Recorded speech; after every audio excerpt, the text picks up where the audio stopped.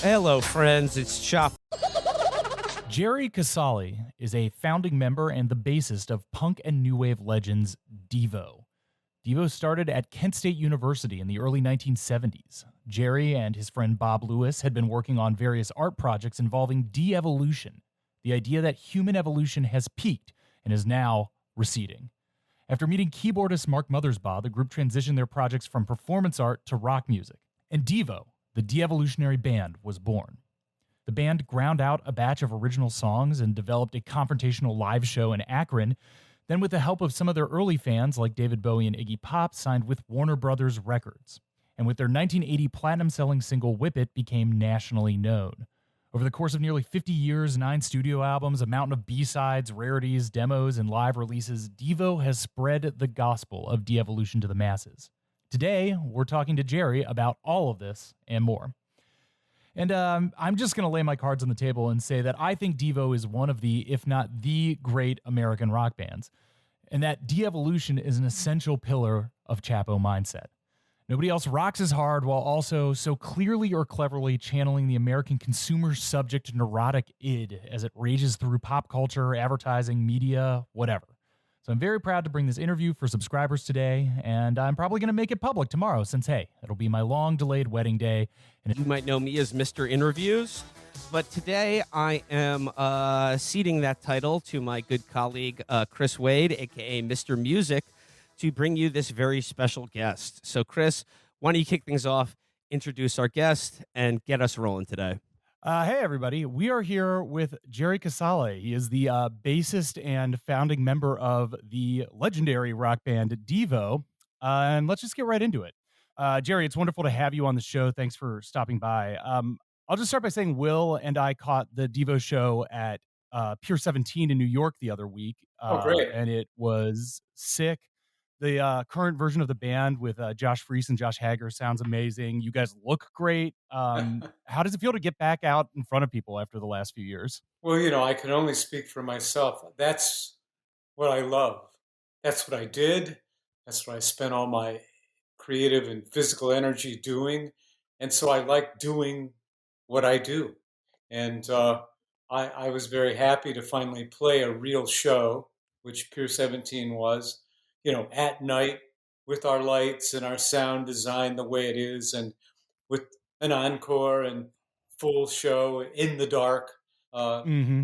if it was up to me, we would be doing 20 of those. So, yeah. Well, Jerry, thank you for the show. It was incredible. We had so much fun at Pier 17 seeing you guys. It was an absolute blast. So thank you so much for that. It was a great crowd. I really liked that crowd. So my first and overarching question for this interview is, how does it feel to be so right about everything for so long? Yeah, not good. I mean, we didn't really, we didn't really want this to turn out this way. We were striking, in the beginning, a kind of strident, smart-ass pose. Not that we didn't believe in these ideas. We absolutely did. It was a driving force. It was like a class project, right? Like, hey, de-evolution is a real thing, and so let that be your guiding force in the material you write. So Mhm. it's like any kind of inspiration, and it was supposed to be like a satirical warning, like canaries in a coal mine, not really a handbook for what was going to happen. Could you explain de-evolution for the uninitiated in our audience? Well, it's kind of like acknowledging entropy, second law of thermodynamics. We didn't see this this kind of propaganda promise of linear progress, of you know of unending improvement. What we saw rather was, in fact, the implosion of consciousness. We were seeing things rolling backwards, falling apart, caving in, entropy, shrinking, Mhm. going down, and and uh, and and we really saw evidence of it then. Hmm. And it's just exponentially ramped up. Now we're in Yeah. it. It's not a theory anymore. Well, then let's go back to the beginning and what you were kind of seeing when Devo first began. Yeah, Of course, starting with Kent State, May 4th, yeah, yeah, 1970. yeah, You were on campus for the massacre, and I believe you knew people personally who lost yeah, their lives that day. yeah. And this has always seemed, in what you've said, at least for you, as the spiritual and psychological starting point of Devo. Can you talk a little bit about how that moment defined and influenced what you were trying to do with Devo? Yeah, ever since The Matrix, I refer to it as the red pill moment. Of course, yes. Uh, I think until then I was probably unconsciously still like a liberal live and let live student, as intellectual as I was, and as hard as my course loads were in the quote honors college. I was still, you know, a normal guy, and believed that definitely in American exceptionalism to a degree, and that there were bad apples trying to destroy our wonderful democracy, democratic Hmm. rule of law, but that it could be fixed. That you could do something about it. And slowly but surely, once the killings happened, and once I was in the middle of that, I was a member of Students for a Democratic Society, and I was consciously protesting the expansion of the Vietnam War that day into Cambodia without an act of Congress. And so a lot of my friends and I were aware enough of how the Constitution works to know that this was an attack on the Constitution by the Nixon administration. And I was closer to the guard than the students who were shot and killed. I think they shot over our heads because they were the same age as us, many of them. And they were just looking at us. They had gas masks on, we didn't, and they could see who they were going to shoot at. And they knew Hmm. they had live ammo, and we didn't. So I think that they kind of like hedged their bets a little bit. And so two of the four students killed were Allison Krauss and Jeffrey Miller. And I happen to know them because my I had a scholarship. That's the only way I went to school because I grew up blue collar. I didn't have any money, so I had to get a scholarship to go to college. And part of my scholarship was to have to work for the honors college during the summer. Hmm. And what did I do? I met the incoming students who were going to be part of the honors college program, and I set their curriculum with them, and got them Hmm. oriented and had them meet the professors and all that kind of stuff. And so two of those students that were in my little course load were Jeffrey Miller and Allison Krauss. Hmm. And we remained friends. They were very cool. It's so bizarre that they get killed, within Hmm. 20 feet of me, behind me. Just on like a kind of personal note, my mom was actually attended Kent State and was on campus the day of the massacre, and so that's always been part of my family story as well. And when I Mhm. was first getting into Devo, when I was younger, just kind of knowing them as knowing you guys as kind of legendary new wave band.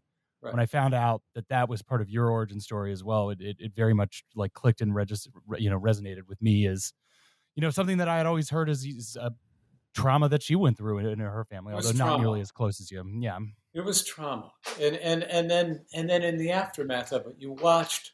When they say history is in the purview of those who write it, that's what you Mhm. saw as lies, complete Mhm. alternate facts, complete fabrication.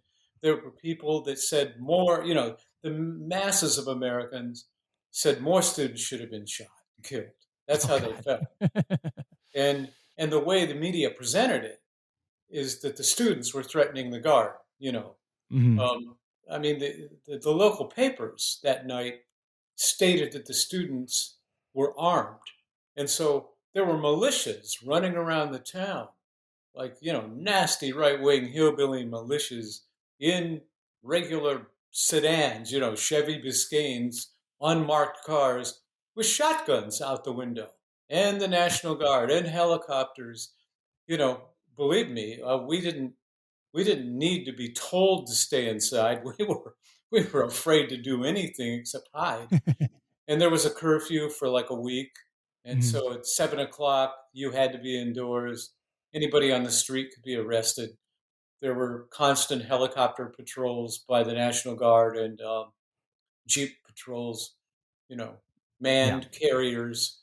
It was very nasty.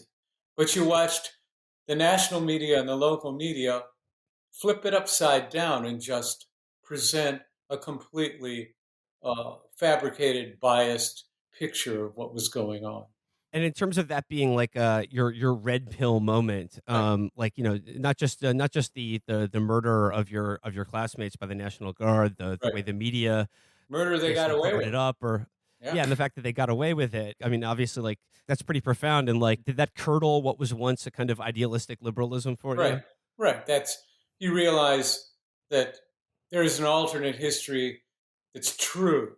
You know Mhm. that America, the brand, was just propaganda, and that Mhm. America, the reality, were imperialistic fuckheads and completely duplicitous, and that it had always been that way. I mean, what we started by massacring indigenous people, genocide, and then look what we did to all the people of color in our country forever, and then look what we did around the world, and look what the CIA did, and you start realizing everything you thought is a big lie, and so you start to see it clearly, and um, and then you realize, oh, okay, it's rotten to the core. It's isn't a few bad apples. Well, along those lines, I've heard you describe Akron in the '70s as a house of pain, and not the Yeah, band you were referring yeah, to.